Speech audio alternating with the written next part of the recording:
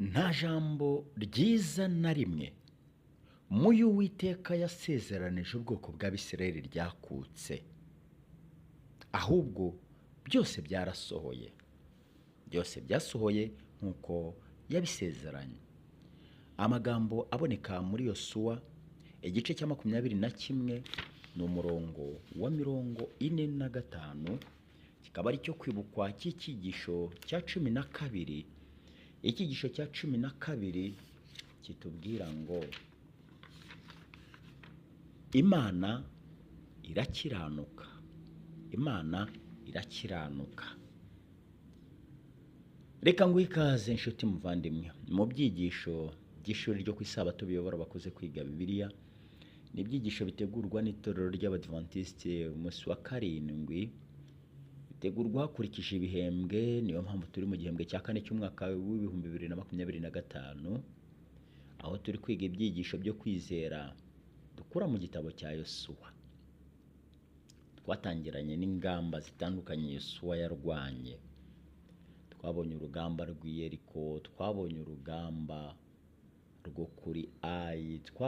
Yosuwa yakoreshejwe n'Imana ibikorwa byinshi bitandukanye ayoboye ishyanga ry'Uwiteka. Uyu munsi wa none rero turi ku ngingo yo kuwa 5 y'iki cyigisho cya 12.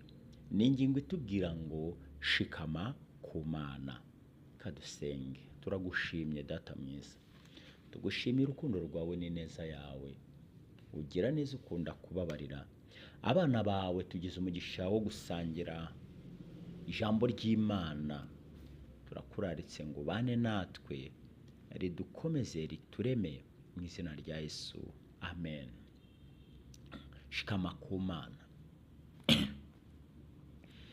Uburyo bumwe bukumbi Isirayeli yajyaga kwirinda kugwa mu gishuko cyo gusenga ibishushanyo ndetse no kugerwaho umujinya w'Imana, ntabwo kwari uguhora bibuka ibyo babuzwaga n'isezerano gusa, ahubwo kwari ukudahemuka k'Uwiteka, kwari ukudahemuka k'Uwiteka. Igihe cyarageze urubyiruko rw'Abisirayeli bigishwa ibya Sinayi kugira ngo bamenye neza yuko Uwiteka yabanye nabo.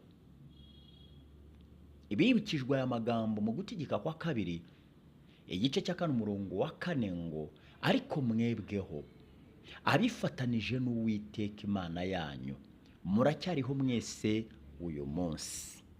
Ariko abifatanyije n'Uwiteka, ati muracyariho na n'uyu munsi. Kwifatanya n'Uwiteka bitanga uburame. Hanyuma akomeza umwanditsi atubwira ngo kwifatanya n'Uwiteka, inshinga bayigarutseho, mwebwe abifatanyije n'Uwiteka. Kwifatanya n'Uwiteka byasobanuwe nk'isezerano ryo gushyingiranwa rigomba kuba hagati y'umugore nk'uko tubibona mu Itangiriro 2 umurongo wa 24, cyangwa ubudahemuka bwa Rusi na Nawomi. Izi zose ni ingero zitwereka yuko abifatanyije, abomatanye n'Uwiteka.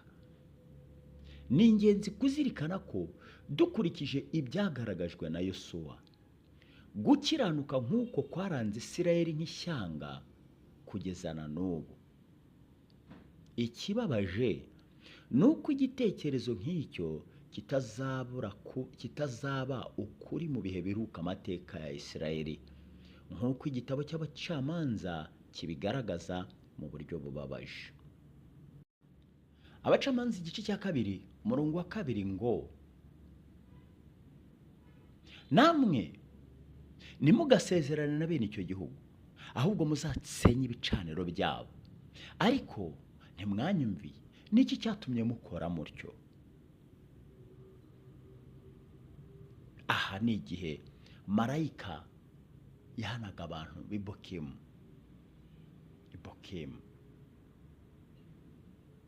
Umurongo wa 7 arakomeza ati batubwira ku gupfa kwabo mu gihe cya Yosuwa, ngo Yosuwa akiriho Abisirayeli bakoreraga Uwiteka no mu gihe cyose cy'abakuru basigaye Yosuwa amaze gupfa. Abo nibo bari bazi neza imirimo yose Uwiteka yakoreye Abisirayeli. Abari bazi imirimo Uwiteka yakoreye Abisirayeli bagombaga kubyibutsa abandi. Umurongo wa 11 niyo mpamvu bakomeje baravuga ngo nuko Abisirayeli bakora ibyangwa n'Uwiteka, bakorera Baali, bimura Uwiteka Imana ya ba sekuruza yabakuye mu gihugu cya Egiputa, bakurikira izindi mana z'abanyamahanga babakikije, bakazipfukamira, nuko barakaza Uwiteka. Abisirayeli bitandukanyije n'Imana, ariko barahanwe. Bitandukanyije n'Imana. Kwitandukanya n'Imana ni ikosa rikomeye cyane. Ntabwo dukwiye kwitandukanya n'Uwiteka.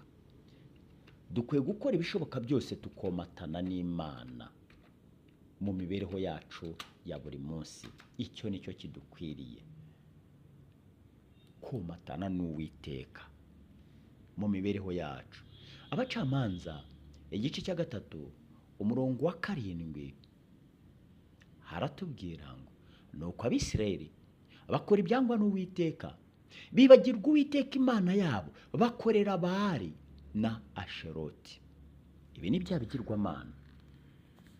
Inshuti muvandimwe, ibihe turimo ntago dusabwa kugira ibigirwamana byose tubibangikanya n'Imana. Niyo mpamvu iyi ngingo itubwira ngo gushikama ku Mana.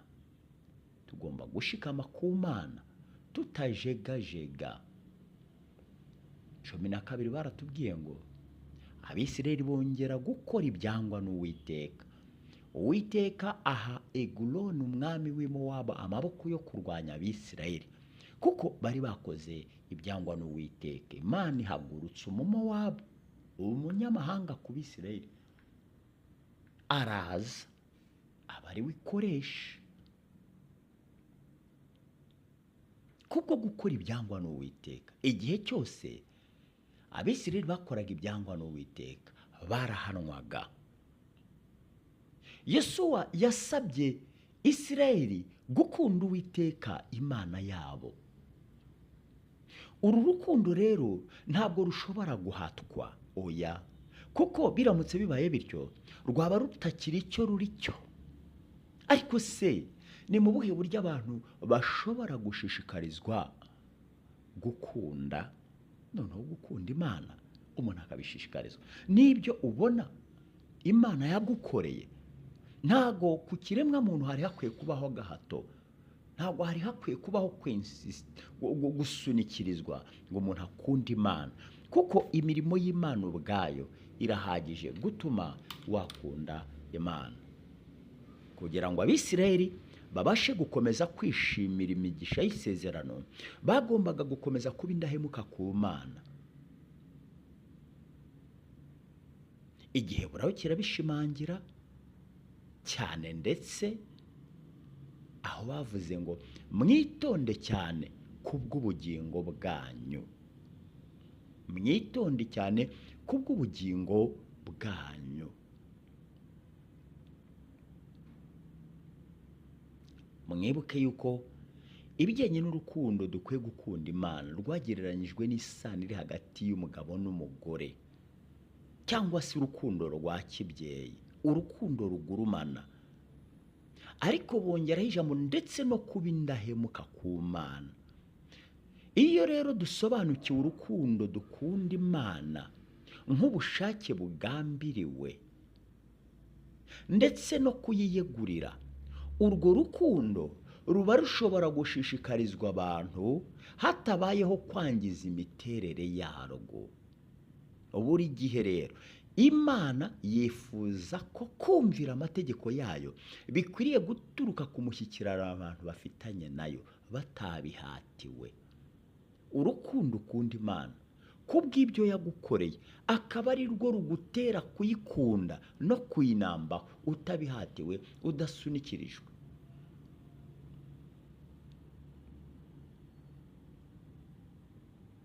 Nanone kandi itegeko ryo gukunda Imana rigaragaza imiterere y'ubufatanye bw'urukundo rw'Imana. Imana irashaka gushyikirana na buri wese ugaragaza urukundo. bityo urukundo rwayo ikunda abantu bose rugaragarira mu rukundo rwacu rw'ubushake kandi rudutera gusenyera umugozi umwe. Urukundo rw'ubushake rudutera gusenyera umugozi umwe. Abana b'Imana bakwiriye gusenyera umugozi umwe, bakwiriye kugirana urukundo, bakwiriye kumvikana kuri buri ntambwe yose ishoboka. None inshuti muvandimwe, ese urukundo ruracyakurimo? Ese uracyari mu by'urukundo? Ibaze nanjye nibaze, uru rukundo ruvugwa aha ngaha turacyaruhagazemo? Ibuka ijambo ry'Imana riravuga ngo urukundo rwihanganira byose. Icyo kizirikane, kwihanganira byose. Bati rubabarira byose. Ntabwo umuntu wagukoreye akantu nako kadafashe ujyaho ngo urakare umunsi wose, kwezi, amezi angahe, ubigumane mu mutima. Urukundo rwihanganira byose kandi rubabarira byose. Imana ririfuza yuko muri urugendo rw'ibyamwuka dutahiriza umugozi umwe, dusenyera umugozi umwe. Mugenzi wawe ni urugingo rwawe. Igice cya 13 umurongo wa 34 igitabo cya Yohana, ubutumwa bwiza uko bwanditswe na Yohana, hari amagambo meza akomeye cyane ngira ngo uzirikane inshuti muvandimwe wowe ukurikiranye iki cyigisho. Yesu yaravuze ngo ndabaha itegeko rishya ngo mukundane nk'uko nabakunze, mube ariko namwe mukundana. Haleluya. Nshaka nakongeraho ni wa 35 ngo ibyo byose, ibyo nibyo bose bazabamenyeraho ko muri abigishwa banjye nimukundana. Inshuti muvandimwe, dutegetswe gukundana, ndetse dutegetswe gukunda n'abatabikwiriye. Wa wundi utekereza ko atabikwiriye wowe, nubwo ku Mana atari ko biri, uwo utekereza ko adakwiye gukunda, uwo aho niho wabaye uhata urukundo.